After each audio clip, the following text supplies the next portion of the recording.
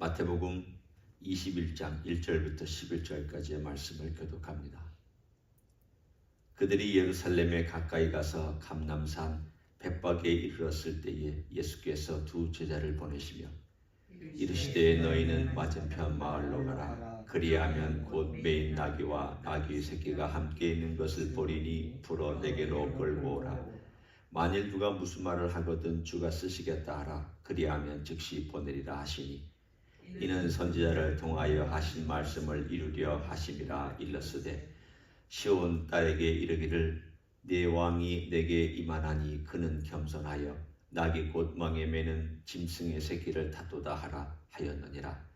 제자들이 가서 예수께서 명하신 대로 하여 나귀와 나귀 새끼를 끌고 와서 자기들의 겉옷을 그 위에 얹음에 예수께서 그 위에 타시니 무리의 대다수는 그들의 겉옷을 길에 펴고 다른 이들은 나뭇가지를 베어 길에 펴고 앞에서 가고 뒤에서 따르는 무리가 소리 높여 이르되 호산나 다윗의 자손이여 찬송하리로다. 주의 이름으로 오시는 이여 가장 높은 곳에서 호산나 하더라. 예수께서 예루살렘에 들어가시니 온 성이 소동하여 이르되 이는 누구냐 하거늘 같이 읽습니다. 무리가 이르되 갈릴리 나사렛에서 나온 선지자 예수라 하니라. 아멘.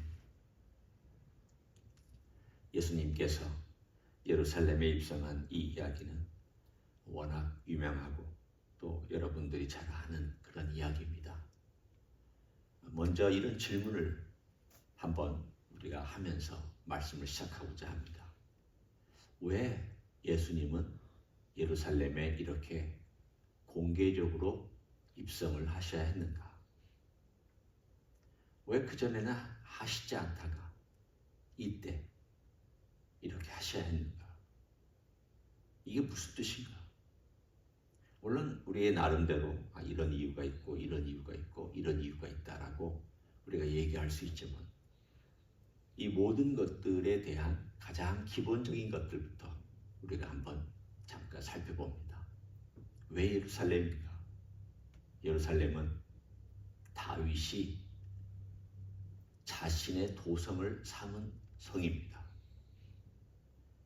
다시 말해서 하나님께서 다윗을 내가 너 왕위를 영원히 있게 해주겠다라고 약속하기 전에 다윗이 하나님의 도성으로 삼은 이 예루살렘은 사실은 다윗의 자손이 와서 다스리는 성이기 때문에 예루살렘은 그만큼 중요합니다. 그러니까 다윗의 자손으로 와서 이 성에 들어가는 것은 기정사실이고, 두 번째, 공개적으로 드러내신 것은 이제 온 이스라엘과 특별히 예루살렘에 향하여 내가 메시아라는 것을 공포하는 사건입니다. 이제까지 예수님은 그것을 잘 드러내시지는 않았습니다. 그분의 기적이나 또 그분의 행하시는 모든 것들을 보면 이분이 메시아다, 혹은 메시아일까, 혹은 당신이 메시아냐 라고 물었지만 예수님께서는 그것을 직접적으로 말씀하시지 않고 돌려서 말씀했습니다. 예를 들어 인자라는 표현을 쓴 것도 그들과의 갈등과 그들과의 문제를 피하기 위해서 주님께서 쓰신 용어입니다. 그렇지만 21장은 이제 공개적으로 자신이 메시아인 것을 드러내는 사건입니다. 내가 그 약속한 메시아다. 그리고 내가 이 목적을 위해서 왔다. 그리고는 오늘 21장에 보면은 스가랴서 9장에 나오는 말씀을 인용한 사건이 오늘 기록되어 있습니다. 그 나귀 새끼를 풀어서 그리고 나귀 새끼를 타고 올라가실 때에 거기에 보면은 선지자를 통하여 4절 5절에 말씀하신 내용이 나오는데 스가랴서 9장 9절입니다. 시온의 딸에게 이르기를 내 왕이 내게 임하나니 그는 겸손하여 나귀 곧 멍에 매는 짐승의 새끼를 탓도다. 스가랴서에 기록되어 있는 이 말씀을 그대로 성취하시는 예수님의 행동을 볼 수가 있습니다. 그러니까 지금 이 예수님께서 이렇게 행하시는 모든 내용들이 사실은 이 사람들이 이미 다 알고 있다는 뜻입니다. 스가랴서는 바벨론 포로 이후에 주어진 메시지이기 때문에 이스라엘 사람들에게는 더 익숙합니다. 시간적으로 가깝기 때문에. 더 멀리 있는 것들은 어떤 의미로 보면 그들이 가르쳐야 되고 해석이 되어야 됩니다. 예를 들어 신라시대의 이야기와 조선시대 이야기 중에 우리가 어느 것이 더 이해하기 빠르냐? 조선시대 이야기 훨씬 빠릅니다. 왜냐하면 우리하고 시대적으로나 여러 가지 면으로 가깝기 때문에. 스가랴서는 이때 이 사람들에게 있어서는 한 400년, 500년 전, 기껏해 한 400 몇십 년 전의 사람이고, 이사야는 한 750년, 800년 전의 사람이고, 또 다윗 왕의 시대는 1000년 전의 사람이고, 계속 거슬러 올라갈수록 더 멀어집니다. 물론 성경이라는 기록이 있기 때문에 그들은 그것을 가르침을 통해서 알지만, 그러나 익숙한 것은 바벨론 포로 이후에 자기들과 똑같은 삶과 환경과 조건을 가지고 살았던 스가랴서는 익숙합니다. 그런데 그 스가랴가 말씀하기를 이 9장 9절에 시온의 딸에게 이르기를 내 왕이 내게 온다.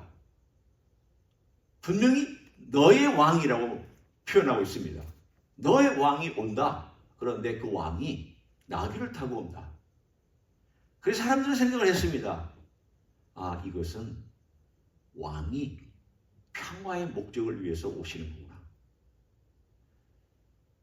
다윗 왕 이후로 모든 왕권의 왕좌로 등극하기 위해서 그들이 예루살렘에 올라갈 때에는 다 나귀를 탔습니다. 말을 타지 않았습니다. 그러니까 그들의 머릿속에는 어떤 개념이 있냐면, 아, 드디어 왕으로 오시는데 다윗 왕 이후로부터 그의 자손들이 탔던 그 나귀를 타고 왕위에 등극하기 위해서 공개적으로 사람들의 환호성과 나팔과 음악과 레위 사람들의 찬양을 듣고 하나님의 전에 가서 그 제사장으로부터 기름 부음을 받는 이런 예식의 일종이다라고 그들은 생각을 했습니다. 그들의 머릿속에는 진짜 이 겸손이 뭔가를 몰랐습니다. 평화가 뭔지에 대해서 그들은 표면적인 평화만 알았습니다. 오늘 예수님께서 이 작은 나귀의 새끼를 타고 예루살렘에 겸손하게 입성하고 평화를 가져오기 위해서 입성한 이 모든 사건은 사실은 성경에 이미 기록된 거지만 그 깊이나 넓이나 폭이나 그 깊은 내용을 사람들은 다 알지를 못했습니다. 아, 그냥 왕이 이렇게 하나 보다. 다윗 왕의 자손들이 왕에 등극할 때 했으니까 이렇게 하나 보다. 그래서 겸손이라는 것을 보여주고 평화를 위해서 이렇게 오시는가 보다. 이 정도로만 생각했지 그 깊이를 몰랐습니다. 이렇게 사람들이 환호를 가지고 호산나 다윗의 자손이여라고 하면서 들어갔을 때에 예수님의 마음속에는 뭐가 있었을까요? 일단 백성들에게 자신이 왕이라는 것을 드러내고, 그리고 내가 가져오는 이 나라의 모든 것들을 그들에게 오퍼합니다. 제가 이 오퍼라는 말을 쓴 것은 옛날에 오파상이라는 게 많이 있었습니다. 있었죠? 들어보셨죠? 오파상이라고 하는 것은 이렇게 여러 가지 것들을 보여주고 이것 중에 어떤 것을 선택하겠느냐라고 하면서 물건을 팔던, 그리고 거래를 하는 그런 사람들을 오파상이라고 했습니다. 그 말 그대로, 영어의 말 그대로 오퍼한다는 말을 그대로 사용해서 썼습니다. 아마도 우리말 가운데 적합한 말이 없어서 그렇게 썼을 것입니다. 주님께서 예루살렘 올라가실 때에는 그걸 오퍼하신 겁니다. 자, 너희들에게 선택이 있는데 내가 지금 왕으로서 너희들이 들어갈 때 너희들이 왕으로 나를 받아들이겠느냐? 어떻게 반응을 했습니까? 오늘 12절부터 17절은 읽지 않아 있지만 그 받아들이는 반응이나 혹은 그 앞에 나와 있는 내용들을 보면, 아, 이들이 받아들이는 것은 이런 반응이었구나라는 걸 압니다. 일단 10절 11절에 예수께서 예루살렘에 들어가시니 온성이 소동하여 이르되 이는 누구냐? 소동했다, 시끄럽다라고 되어 있습니다. 시온의 반응은 기뻐하지 않았습니다.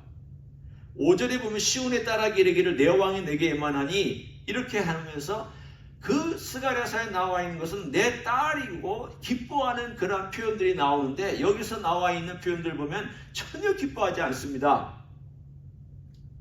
무리들만 나사렛 갈릴리 근방에서 온 사람들만 기뻐하지 진짜 사람들은 기뻐하지 않습니다.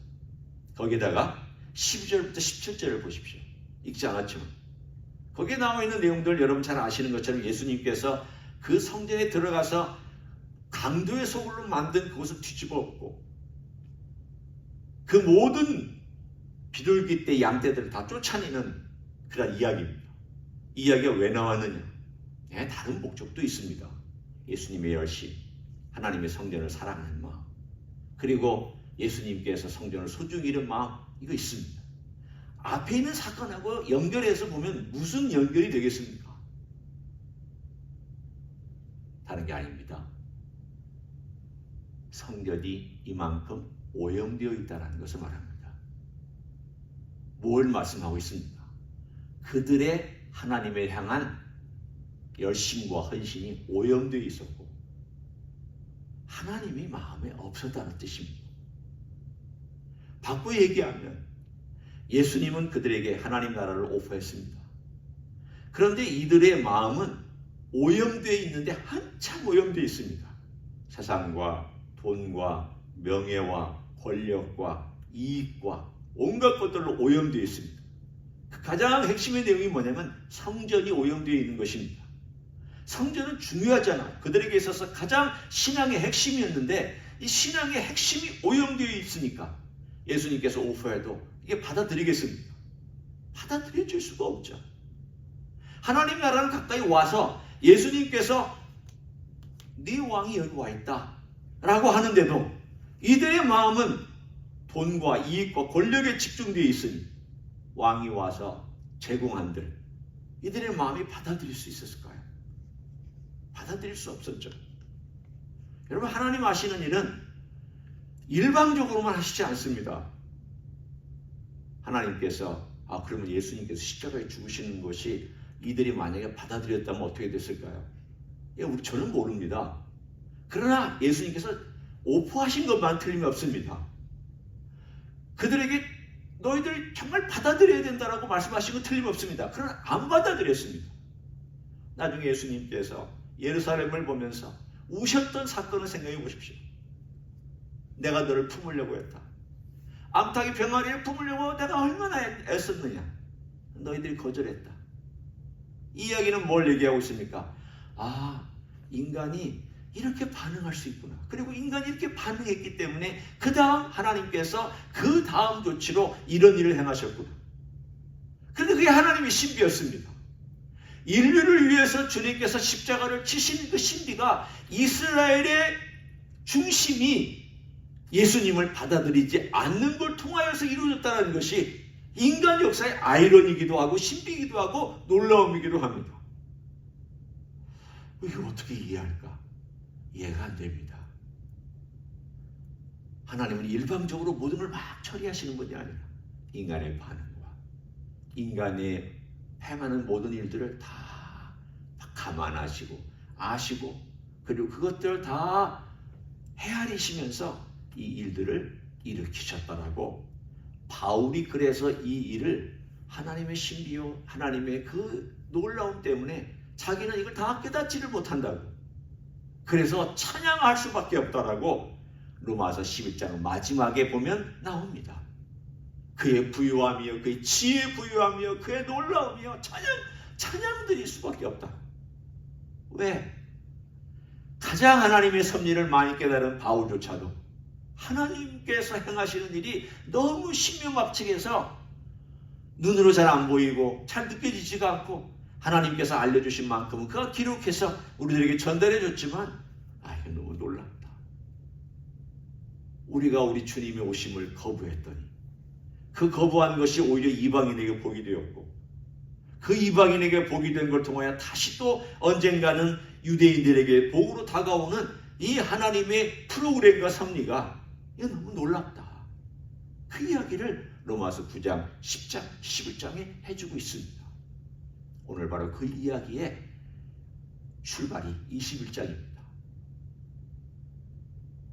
예수님은 드디어 겸손한 왕으로서 평화를 가져오시는 그 일에 대하여 하나님께서 계획하신 인간의 거부한 것을 다 포함하여 하나님의 계획하신 것을 이루시기 위해서 걸어갑니다. 우리는 지금도 예수님의 겸손에 대해서 잘 모릅니다. 예수님이 주시는 평화에 대해서 우리가 평화를 달라고 기도하지만 어떨 때는 잘 모를 때가 참 많습니다. 아니 목사님, 우리가 겸손을 모른다니요? 우리 얼마나 교만합니까? 여러분이나 저나 우리가 마음속에 있는 누군가가 나에 대해서 수치를 주거나 기분 나쁘게 하거나 그럴 때 다 올라오는 거 있잖아요.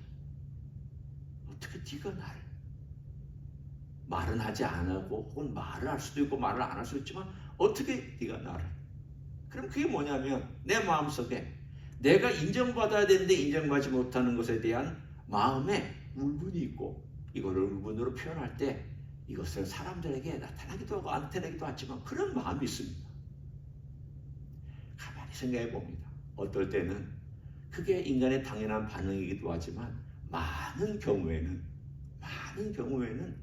우리 교만함 때문에 그럴 때가 참 많이 있습니다. 우리는 지금도 겸손을 모릅니다. 예수님께서 어떻게 겸손한 왕으로 이 땅에 오셔서 그 겸손함으로 어디까지 나아갔느냐? 겸손함의 극치가 어디냐면 십자가입니다. 사람들은 나귀 새끼를 타는 것을 겸손함이라고 알고 있었지만 그것은 시작에 불과했습니다. 그 시작에 불과한 겸손한 왕이 어디까지 겸손해지셨느냐?